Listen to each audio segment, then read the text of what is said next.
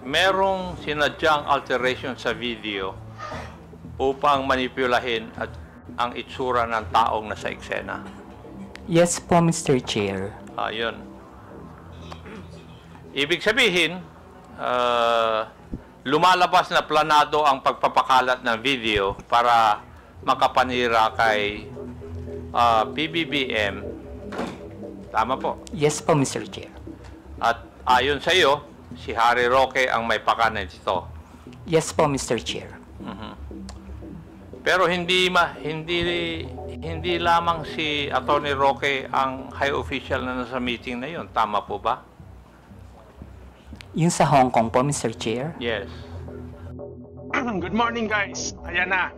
Lumabas na naman ang issue, guys, regarding sa pulburon na video ni PBBM. And ito yung latest update.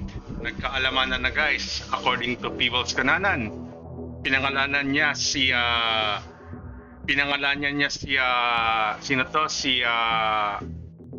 Harry Roque as the mastermind of the pulburon video, guys.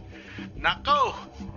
Ano na namang issue to, guys? Nakakagulat naman na update ito ang binalita ni People's Kananan, guys.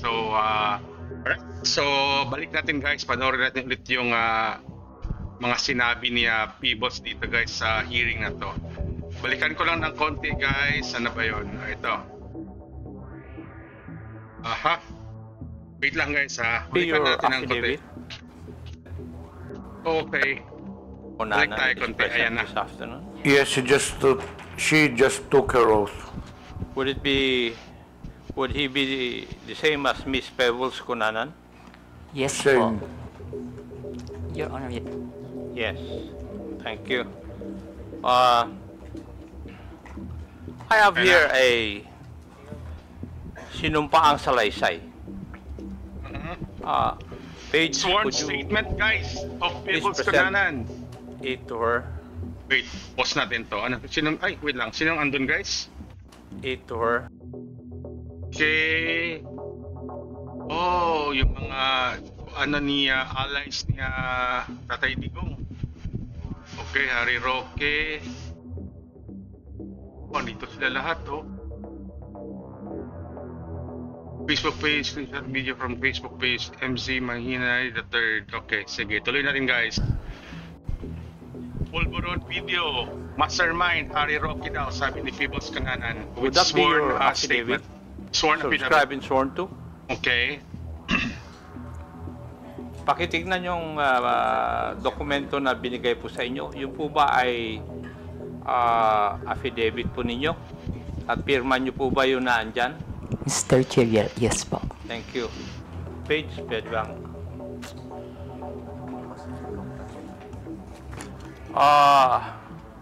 Would you mind if I just call you Pebbles in this hearing? Mr. Chair, thank you po. Okay. Hate ko po yung Vicente. Okay. Thank you. Pebbles. Pebbles, tong sinumpaang salaysay mo ba is ginawa mo ba ito ng kusang loob at wala pong pumilit po sa inyo na gawin at pirmahan ito? Yes po, Mr. Chair. Thank you. May I proceed, Mr. Chair? Ikaw po ay isang vlogger, Pebbles. Tama po ba? Yes po, Mr. Chair. At ito po ba ay full-time mong ginagawa o part-time lang? Part-time? Minsan po kasi hindi po ako nag-vlog for a month. So it's not your main source of income? Yes po, kasi hindi po ako monetize. Okay. Hindi monetize. Pero meron po kayo ibang trabaho? Online seller po, Mr. Chair. Okay, online seller. Pag kayo po ay nag-i-engage sa pagbablog, ano po ang pangalan na ginagamit po ninyo? Pebbles po, Mr. Pebbles. Chair. Kasi nga po, hate ko po yung Vicente. Opo. Halata naman dahil ayaw mong gamitin Ano pong social media platforms ang ginagamit po ninyo? Facebook po. Facebook lang? Meron din po akong ex pero hindi po ako ganong nagpo-post dun. At ilang taon na po kayong nag-vlog? Since 2014 po, Mr. Chair. 2014, that's about 11 years. Opo. Okay, thank you. Now, dito po sa affidavit po ninyo, meron po kayong binanggit tungkol sa isang Maisog rally sa Hong Kong noong July 2024. No, Mr. Chair. Yung pong Maisog event sa Hong Kong, that was July 7. July 7. July. Ay, wala naman nakalagay dito yung date. Ako lang ang naglagay para malaman ko kung magsasabi ka ng totoo o hindi. Okay. Pwede po bang ipaliwanag po ninyo sa committee ito kung ano po itong Maisog rally? Yan po yung normal, Mr. Chair, na ginagawa ng TOPS Coalition, yung Maisog event na sa iba't ibang lugar, katulad ng sa New York, sa Vancouver, maski dito po sa Pilipinas, sa Liwasan.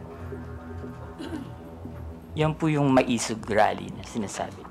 At ginagawa ito sa iba't ibang lugar ng Pilipinas at saka ibang bansa. Opo. Thank you. Ikaw ba ay kusang loob na pumunta doon sa mga Maisog rally na yan? O sa mga lugar na ito? Kapag ini-invite po ako, Mr. Chair, nagpupunta po ako. Pero pag hindi po ako invited, hindi po ako pumupunta. Pag ini-invite ka, Opo. may sumasagot po ba sa iyong pamasahe? Meron po. Meron. Pati yung accommodations po ninyo?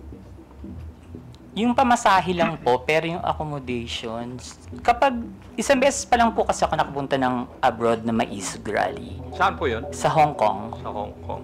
Doon po, yung friend ko po yung nag-sponsor sa akin ng airfare and hotel. At pwede ko po bang malaman? Masabi po ninyo dito sa committee ito kung saan ka nag-stay at saka ilang araw ka na natili doon sa Hong Kong?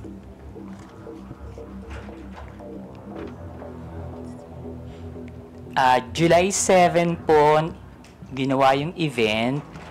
July 6, 7, and 8 po. July 6, 7, and 8 po ako nag-stay. Pero yung pangalan po ng hotel, nakalimutan ko na po. Okay, thank you. Bakit po kayo naimbita sa private dinner na sinasabi mo na naganap noong July 7, 2024? Hindi po, Mr. Chair. After po ng event, meron pong dinner Naimbita po ng kayo? lahat ng naging speaker dun sa event.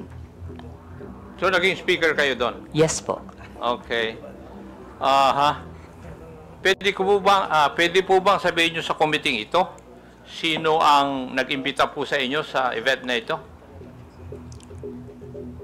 Actually, Mr. Chair, nung pagtapos ng event, tapos nakatayo na po lahat ng mga tao, nagpapapicture yung mga umattend, yung mga followers.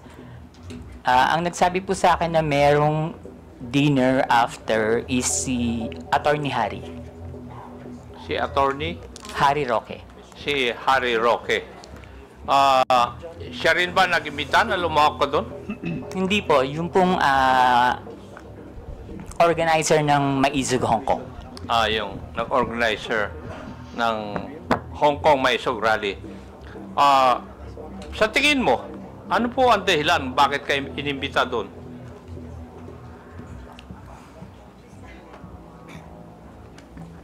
Kapareho rin po nung mga ginagawang rally dito sa Pilipinas, na sabihin lahat ng ginagawa ng gobyerno na hindi namin gusto kasi that time kalaban po ako ng gobyerno. Liwanagin po natin yon. Kalaban ka ng gobyerno? Ano Opo. po ang ibig sabihin po ninyo Ano sa po? kalaban ka ng gobyerno? Mr. Chair, Kayo po ba ay Critic ng gobyerno? Yes po, kritiko yun. po. Kasi Apo, malawak po kritiko yung po. sinasabi po nyo na kalaban ka ng gobyerno. Eh. Sorry, kritiko po ako ng gobyerno. Kritiko ka ng gobyerno. Okay.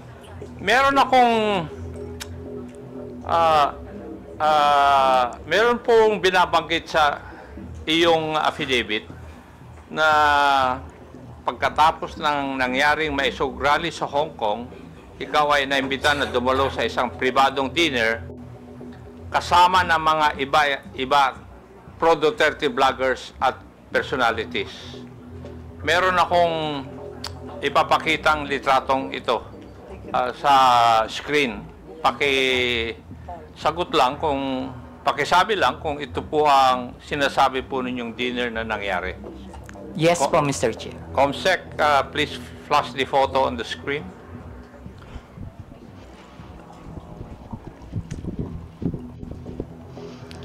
Yes po, Mr. Chair. Yan po yung dinner. Yan. Yes po, Mr. Chair. Try ko po lahat. Yung kakilala ko lang po, ha. Opo. Yung pong nakaupo from left side is si Tio Moreno. Yung nakatayo po na Tio Moreno, yung nakaupo dito sa kaliwa? Dito po. Naka-black? Hindi po yung naka-brown. Naka-t-shirt? Yes po. Ay, ipag doon po kasi ako tumingin. Oh, kasi nasa left sa photo, yes. Okay. And yung nakatayo po na white is si Miss Sas Rogante Sasot. Okay. Ako po yung kasunod. Sumunod po si Miss Joey. Okay. Next si Sec Trixie, si Attorney Vic. And then yung nakaupo pong green is si Prof. Ana. Siya to guys, Uy. Okay. Ito. Miss Yung Pebbles. naka-red, hindi ko po kilala. Yung katabi po ng siya yan. naka-red, si Attorney Harry Roque. Yung nakatayo pong naka-black, si Daniel Long. Yung naka-green na nakatayo, hindi ko po kilala. Yung katabi ng naka-green, si Pam. Yung katabi ni Pam, hindi ko po kilala. And then yung pong nakaupo sa right, si Mr. Abines. Yung katabi ni Mr. Abines, hindi ko po kilala. Then si Attorney Glenn Chong and si Doc Badoy.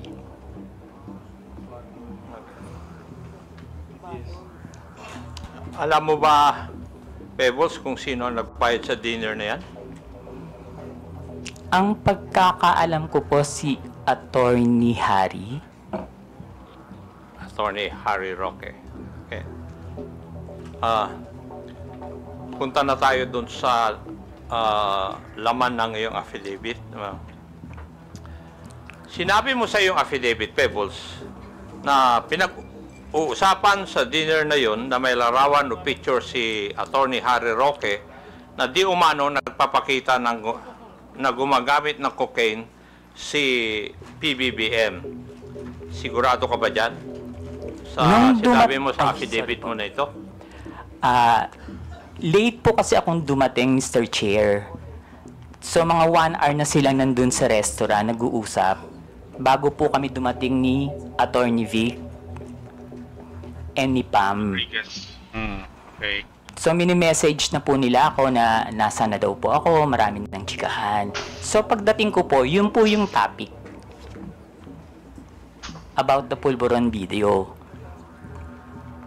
Okay. Sinabi mo rin sa iyong affidavit, Pebbles, na walang pinakitang picture si Atty. Harry Roque doon sa pinag-uusapan po ninyo.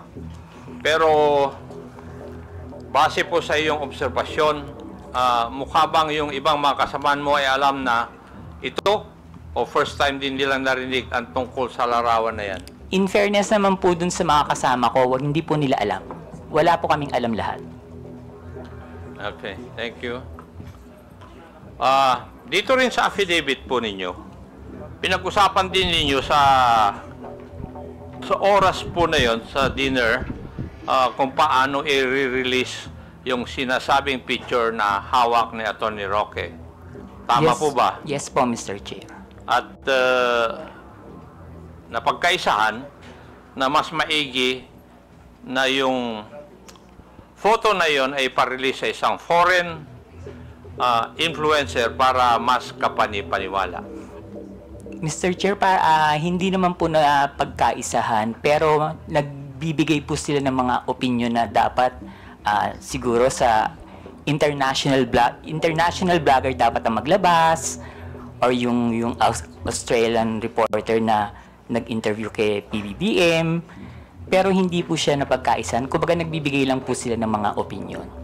Ayan na. Okay, Labas thank na you. ng, Pebbles, lumabas kung na ang totoo tubo.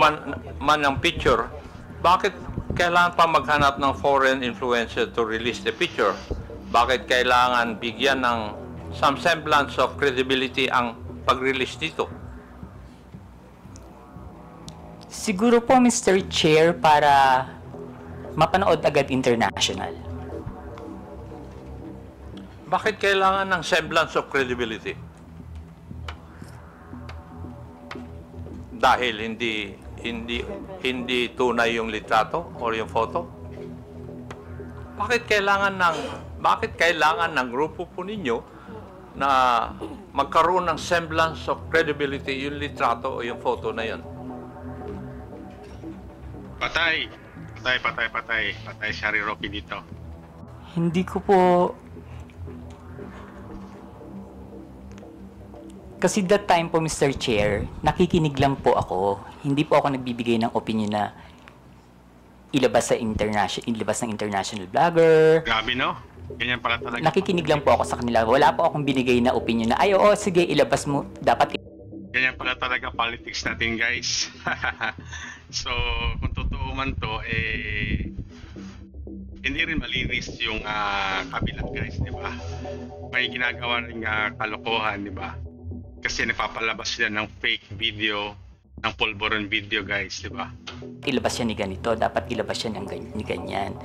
Hindi po ba, Pebbles, having in this business for 11 years, kung kailangan bigyan ng credibility isang bagay, yun ay dahil yung isang bagay na yun ay alanganin. Yung bang pwedeng hindi totoo? Yes po, Mr. Dahil Chair. kung totoo yun, hindi nyo na kailangan na bigyan ng credence o credibility. Yes po, Mr. Chair. Yes, thank you. Sa iyong obserbasyon, Pebbles, sino ang nangunguna sa diskusyon nung oras po na yun? Mr. Chair, si Attorney Harry Roque po. Muna si Harry Roque, mastermind. Harry Roque. Patay. Now, Estado na. pwede ko bang tatanungin, Pebbles, at that time na ikaw ay nag-vlog, ng panahon na yon, ikaw ba ay DGS? Hindi po, Mr. Chair. Ano po kayo? Pro-Philippines. Pro-Philippines. Wala po akong pinapanigan. Pinapanigan. Wala kayo pinapanigan. Hindi po ako BBM vlogger that time. Hindi rin po ako DDS. Pero sa mga vlog ninyo, sumusuporta po kayo sa mga Duterte. Hindi po, Mr. Chair. Hindi. Okay.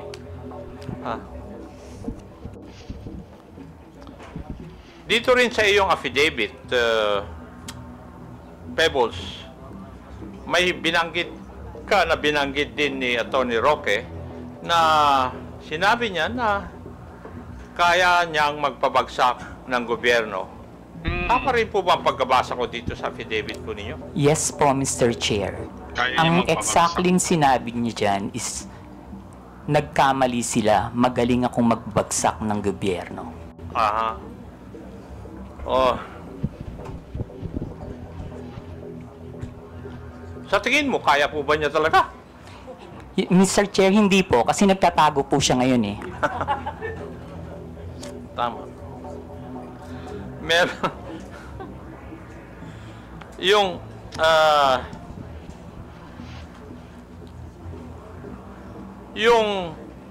sa iyong interpretasyon, Pebbles, nung gabi na yon,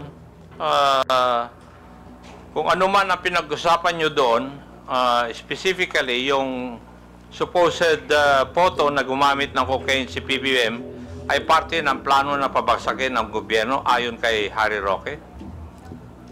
Sa palagay ko po, Mr. Chair, party po yun ang plano ng gusto nilang pabagsakin ng presidente. Okay. Meron po bang ibang pinag-usapan pa nung gabing iyon? Wala na po, Mr. Chair. Wala na. Okay. Now, meron ka rin binanggit dito sa iyong affidavit, yung may sug rally sa Vancouver, Canada. Dito po yata, inirelease officially yung photo na pinag-usapan ninyo doon sa Hong Kong may sug rally. Yes po, Mr. Chair. Yan na guys, Pinggan natin.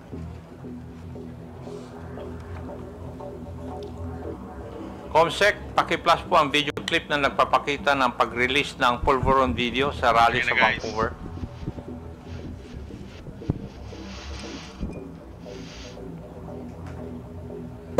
Yan ba'y epekto ng pulburon? Kailangan sumagot siya ng tama, lalong-lalo na mukhang mailalabas na ang pulburon video. Thank you. Pebbles, nandun ka ba sa rally sa Vancouver? Wala po, Mr. Chair. Paano mo, kung wala ka po doon, paano mo nalaman ito? Naka-live po yan, Mr. Chair. Aha. Nag-live po sila dyan. May nag-abiso sa'yo na magla-live sila? Wala po, Mr. Chair. Pero kasi, pag binuksan niyo po yung social media, yung Facebook, yan po yung trending. Yun ang trending.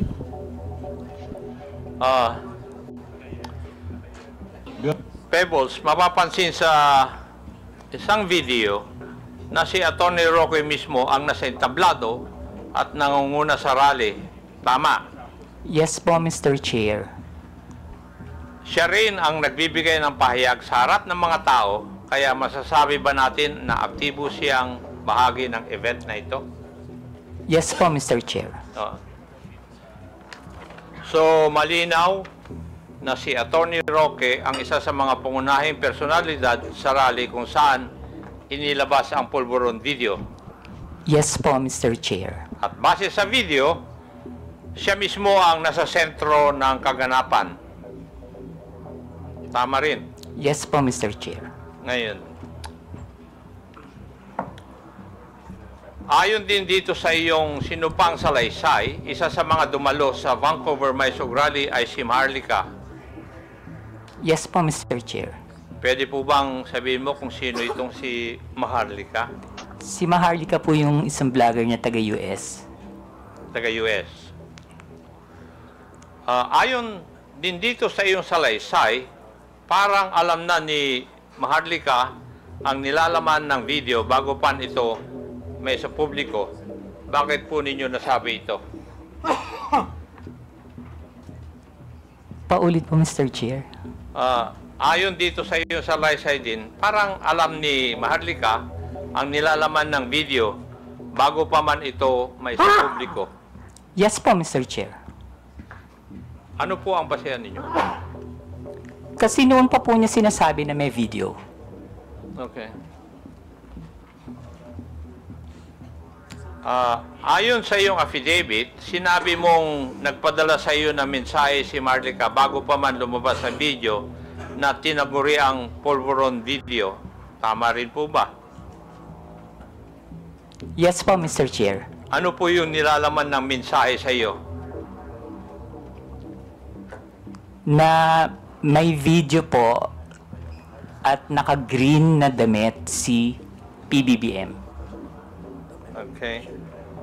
At sinabi mo rin sa iyong affidavit, hinikayat ka ni Maharlika, nasakyan mo ang ilalabas na video. Ano po ang ibig sabihin nito sa iyong konteksto? Ang sabi niya po is, sakyan ko na lang. Kasi po, ang sinasabi ko po sa kanya is, nakakainis kayo, bakit kayo may kopya? Kami wala. So, Bakit naman kaya sinabihan ka ni Maharlika tungkol sa video bago pa man lang ipalabas to?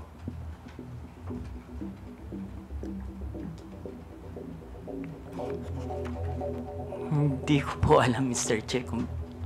Kasi po, sa totoo lang po, Mr. Chair, si Maharlika, kaibigan ko po yan, pero kahit kaibigan ko siya at meron siya mga issues, hindi po siya nagsasabi sa akin kung sino yung mga puting ahas niya. At hindi rin naman po ako nagtatanong. Okay. Hindi na po ako magtatanong doon. May ipapakita akong video. Paki-plus po yung video na sinubmit ni Pebbles bilang Annex B ng kanyang affidavit. Comsec. Okay. Ayun na guys, to. Ito po ba yung video na pinag-uusapan po natin na Pebbles? Yes po, Mr. Chair. At yan din ang video na pinadala sa iyo ni Maharlika noong July 22. Yes po, Mr. Chair. Ito rin po ba ang tinaguriang pulburon video? Yes po, Mr. Chair. Pwede po bang ipaliwanag nyo sa akin? Ano po bang sinasabi o nakikita dito sa video na ito? Naggumagamit po ang presidente ng droga. Okay. Ayan yung Meron video, din guys, dito to. sa iyong affidavit. Binanggit mo yung isang raw version at yung enhanced version. Pakipaliwanag po sa amin.